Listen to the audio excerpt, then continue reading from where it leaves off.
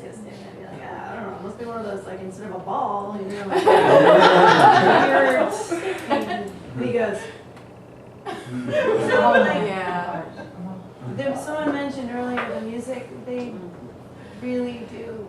And, you can, there's a balance of do you not let them listen to Kiss 108 and they have no clue what's going on and all their friends think they're dorks because they don't know the stuff, or do you, what do you do? So, they do know a lot.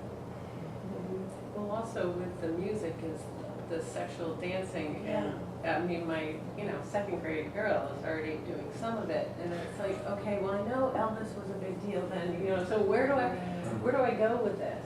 Because I can't get into this huge conversation of where that might be in my second grader, but it freaks me out a little bit while it's happening. So I don't know. I mean, I know I used to sing songs I had no idea what they meant, and they were very sexual.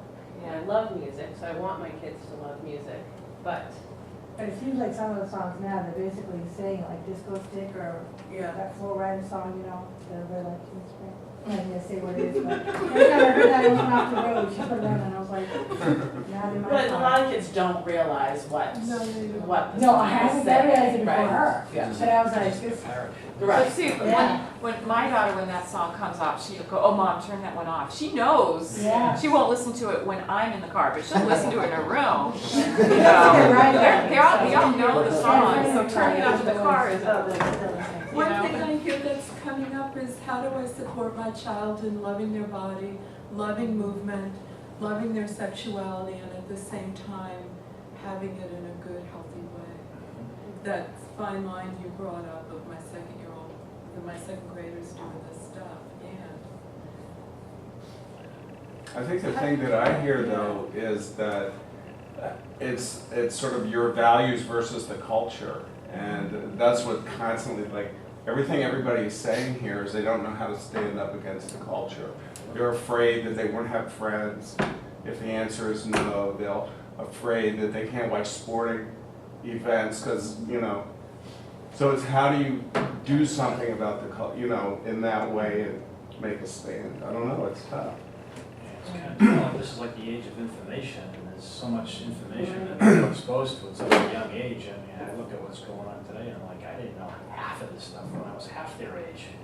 And it's just like they get inundated, like you say, the big thing is with this misinformation, but the problem is, I didn't watch the news with my kids anymore, because there's going to be something on there you don't want them to see or hear, or have a conversation about, because it's, it's the old saying is no news is good news, I think we can all agree that the exposure is going to be there. There's there's some things you can do about it. There's other things that you probably can't do much of anything about.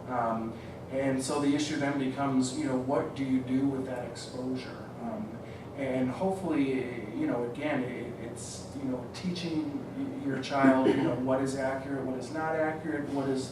You almost worry with all this exposure that they think that, everything they're hearing is the norm, and reassuring that, right, and having a conversation about that, and hopefully helping them realize that that's not the norm, and imparting your values as well. We touched upon, again, just you imparting your values and your views on all of these topics.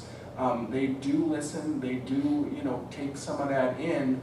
And at times, they might tell you they hate you and all that good stuff that you go through, but they do want to they do want to please you. They do want to make good decisions for you. And again, trying to impart your values as well. This is why I don't think that's accurate. This is why I don't think this is a good decision.